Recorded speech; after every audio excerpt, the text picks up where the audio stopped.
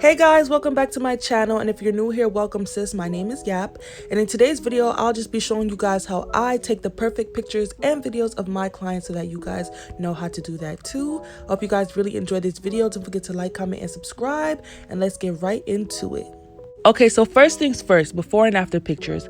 I feel like before and after pictures are very important to take because they really emphasize your work and they show people how you took someone from point A to point B. A lot of times people don't really understand the whole concept of makeup and how much you can really transform somebody. So when they see you take somebody from point A to point B, even if your work isn't where you want it to be, it gives you some form of credibility, and it also makes people really impressed with what you can do. So I definitely recommend that with permission from your clients or models, you should always take before and after pictures. So I'm going to show you guys first how to take some good before and after pictures and videos. First thing that I usually do is ask my model or my client to sit up with their shoulders back and their head up. This is just my preferred pose or posture. It's not too hard for anybody to do, and you don't have to worry about like serving face or anything like that. Just a basic generic pose, and I usually record starting from left to right, and sometimes I stand in front of my ring light, sometimes I stand in back of my ring light. I usually have the ring light on the white setting, the white lighting setting, and I just, start recording. Make sure that I go in and out sometimes just to add like a cool effect and to just really make sure that I capture every single angle and crevices of her face so that when I do the after videos, people can see how her whole face transformed from every single angle. So this is some of the before videos that I took, and as you can see everything. You can see every part of her face, you can see every little detail of her face, you can see everything. So now we're gonna move on to taking the pictures. So I usually take my pictures from a side angle. I feel like side angles just hit different, and even though it's on the side, you can still see their whole face. And I feel like sometimes front pictures are a little intimidating, so I like to take my pictures from the side just to make sure that my models and my clients are comfortable. And I make sure that I play with the lighting sometimes. Sometimes, as you can see, I make it a little yellow, sometimes I make it a little white. I feel like sometimes white lighting can like wash out the complexion of your client or model, especially if they're dark skinned. So try using like the yellow lighting setting on the ring light, because it won't make your darker clients have that gray, ugly, ashy, washed out undertone.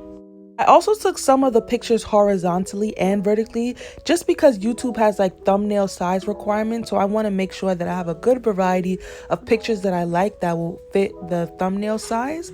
And I make sure that sometimes I ask her to open her eyes, close her eyes, just so that you have a wide variety of before pictures to choose from. Now we're going to move on to taking the after pictures and videos. So what I'm showing you right now are low light videos, and what those are videos with little to no lighting, but they really show every single sparkle, color, and everything on your client's face. It really just shows the makeup so beautifully, and they're probably like my most requested videos, so I'm going to show you guys how to do that right now.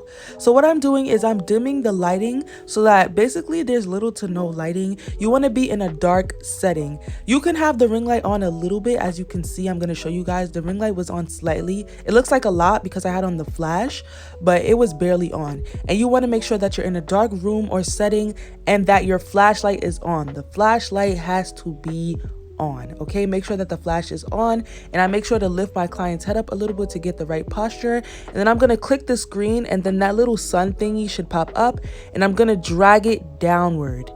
Okay, and then I'm gonna start recording, and this is how you do the low light video. Pretty simple, pretty easy. Also make sure that your model or client is sitting in front of like a white backdrop or like a light backdrop or door or something, because if it's like too dark or you have a lot going on in the back, the flash won't bounce off of it properly and it won't capture the makeup as good as it should. Because my wall is like gray and sparkly, and usually the sparkles in the back don't go with the flash lighting very well, so that's why I had to put a white backdrop, and it honestly works way better that way. So that's how I take my low light videos, and now I'm gonna take videos in regular ring lighting.